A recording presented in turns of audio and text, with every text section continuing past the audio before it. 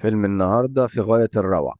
قبل ما يبدأ الفيلم صلى على النبي في الكومنتات ويلا بينا. بيبتدي الفيلم بكلير وهي جاية من استراليا ورايحة برلين، وبتزور برلين لأول مرة، وده لأنها سابت شغلها كمصورة محترفة في إحدى الشركات وناوية تبقى مصورة حرة، وبيكون واضح عليها جدا الشغف وحماس السياح. وبتخرج كلير من المترو وبتفضل تبص حواليها وبتتأمل في جمال مدينة برلين، وبتنزل في فندق صغير لأن معهاش فلوس، وبيكون في أكتر من بنت في الأوضة اللي هي قاعدة فيها. وبتطلع كلير بالليل على السطح بتاع الفندق ده، وبتلاقي مجموعة من الشباب قاعدين مع بعض في الهوا، وبيكونوا قاعدين يشربوا مبسوطين. وفي واحد منهم بيعرض عليها إنها تقعد معاهم، فبتوافق كلير إنها تقعد معاهم، وبتفضل تشرب معاهم لحد الصبح. وبعدها كل واحد بياخد البنت اللي معاه وبيمشي، وبتقعد كلير تستمتع بالمنظر وبتمسك الكاميرا بتاعتها وبتبتدي تصور. وبتنام كلير وبتصحى تاني يوم الصبح، بتلبس هدومها وبتاخد الكاميرا بتاعتها وبتنزل تتمشى في الشوارع، وبتنزل تعمل شوبينج في شوارع برلين زيها زي أي سايح بيزور لأول مرة البلد دي. وبتتمشى في الشارع وبعد كده بتشوف واحدة عادية جدا بتنظف السجادة في الشباك، فبتبتدي إنها تصورها. وبعد كده بتروح مكتبة عامة وبتطلع بعض الكتب وبتفضل تقلب فيها، والكتب دي كانت كتب فنية فيها شوية رسومات، ولكن الرسومات دي خارجة شوية. وبتطلع من المكتبة وبتقف على الرصيف على باب الإشارة تفتح وتعدي، ولكن بيجي واحد وبيقف جنبها وبيعمل إن الكتب بتاعته وقعت منه، فكلير بتلاقي نفسها بتلقائية بتساعده وبتجيبه من على الأرض. فبيشكرها الشاب جدا وبيديها علبة فيها فراولة وبيقول لها إنه جايبها من المزرعة بتاعت والده، ويعرفها بعد كده بنفسه وبيقول لها إنه اسمه إندي، وإنه بيشتغل مدرس لغة إنجليزية في مدرسة رياضية. وهي كمان عرفته بنفسها وقالت له إن هي مصورة ومتخصصة في أكتر تصوير للعقارات، وبيبدأوا يتكلموا أكتر ويتعرفوا على بعض.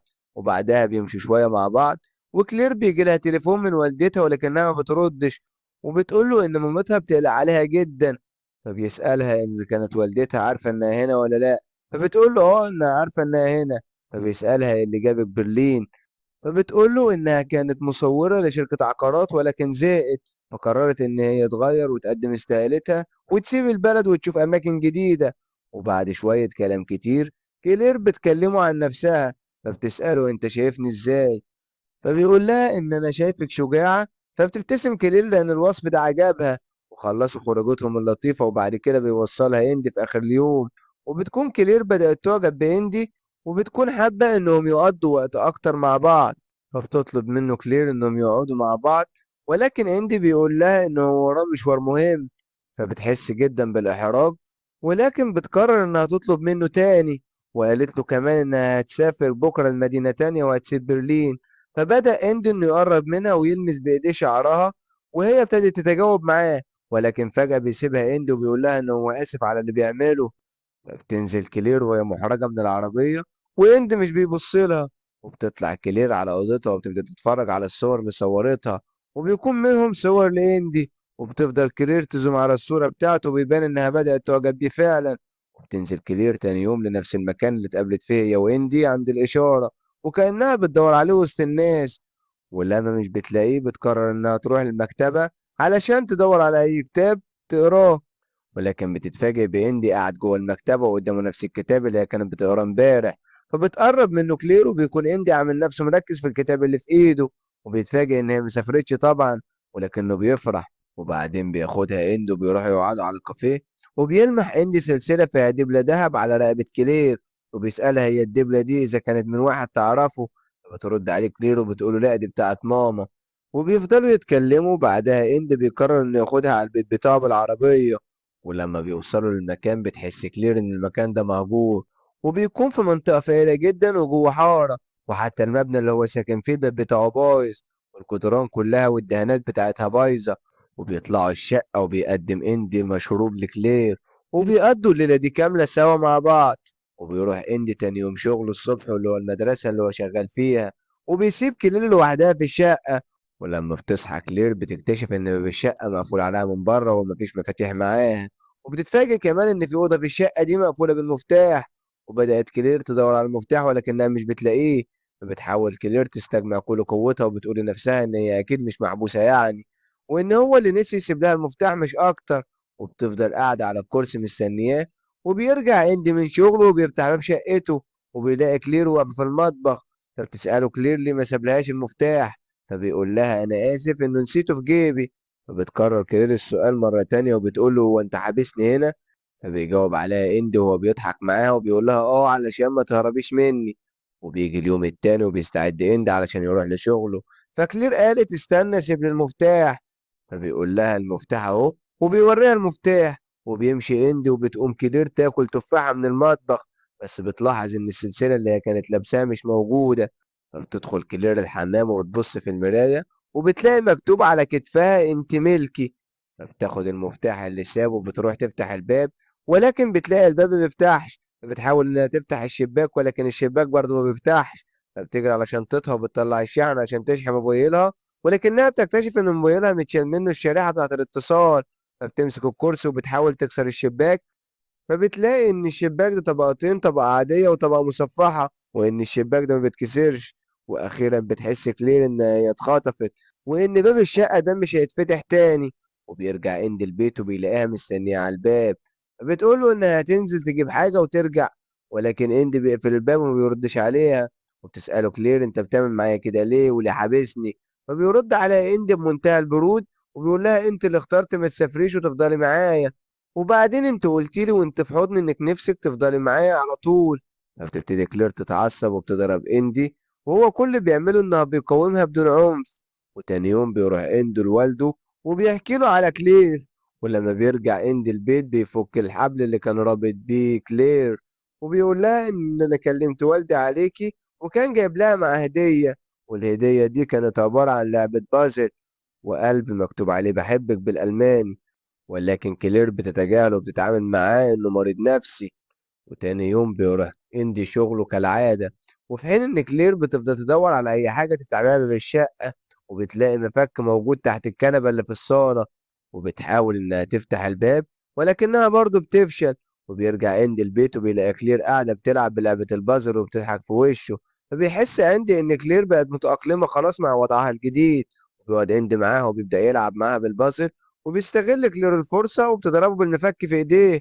وبتكون الضربة دي قوية جدا لدرجة إن المفك كسر إيديه. وتستغل كلير الفرصة وبتاخد من المفتاح وبتيجي على باب الشقة. وبتطلع من المبنى وبتحاول تفتح الباب التاني ولكن ما بتقدرش. وفي الوقت ده بيكون إندي عارف يخلص نفسه من المفك وبيلحقها. وبيقفل إندي الباب على صوابعها. فصوابعها بتتكسر. وبيغمى على كلير فبيشيلها إندي وبيرجعها تاني للشقة فوق. وبيروح إندي بعد كده شغله في إحدى الحصص الرياضية. وبيشوف بنت اسمها فرانكي. فبيبدأ يبص لها وهي بتبص له وبتعجب بيه. وهو كمان بيكون معجب بيها. ولكنه بيقرر إنه يبعد عنها. وبيرجع إندي البيت وبيلاقي كلير بتقرا في كتاب. فبيجيب المقص وبيبدأ يوصلها ضوافرها. وبعدين بياخدها ويحميها. هما في الحمام بيسمع صوت بيخبط على الباب من بره. فبيحط إندي إيده على بق كلير علشان ما تصوتش. ولما بيفتح عند الباب بيلاقي أنا فرانك اللي كانت معاه. فبيسألها ايه اللي جابك هنا. فبتقول له ان انا مشيت وراك علشان اعرف مكانك. وجاي علشان لقيتك انك بتبص لي وانا كمان كنت ببص لك. وفي الوقت ده بتشوف فرانكا كلير. ولكن اندي بيقفل الباب. وبيقول لها انه مش عاوز يشوف وشها هنا تاني. وانها لو قربت منه هيبلغ المدرسة ان في طالبة بتمشي وراه. وبيروح اندي لوالده وبيتفاجئ انه ميت. فبيرجع لكلير وبيقول لها إن أبوه مات وإنه قرر يقعد معاها هنا. وبيفضل يبكي وهو في حضنها. وبتمر فترة وبتيجي ليلة رأس السنة. وبيكون إندي جايب لكلير هدية عبارة عن كتابين. منهم كتاب عن أستراليا. وكمان كان جايب لها كلب هدية علشان يسليها في وحدتها. وكلير بتكون مبسوطة جدا بالكلب ده. وبيقعدوا يتكلموا مع بعض. فبتسأله كلير انت ليه اخترتني واخترتني ازاي.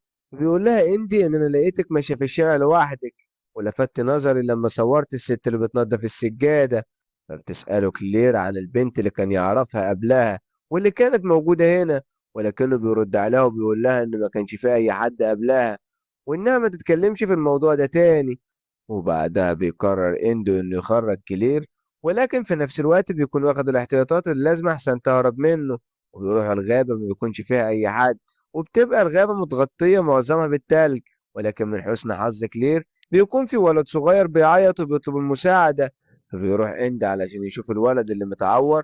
وبتحاول كلير خلال الوقت القصير ده إنها تقول للولد الصغير إن إند راجل شرير وخاطفها. ولكن للأسف كلير كانت بتتكلم بالإنجليزي والولد بيتكلم ألماني ومش بيفهم اللغة بتاعتها. ويلاحظ أندي إن كلير بتتكلم مع الولد، فبيزعق لها وبيبتدي ياخد باله أحسن تهرب منه، وبيبدأ يظهر لها البلطة اللي في إيده. فكلير بتعرف إن هو مجنون وممكن يموتهم كلهم هنا، وبياخدها إند وبيروحها على الشقة، وبيفضل يصورها صور غريبة وغير مفهومة، وبياخد منها الكلب اللي جايبهولها وبيرميه تاني في الشارع علشان ترجع وحيدة تاني، وده عقاب ليها لأنها كانت عايزة تهرب.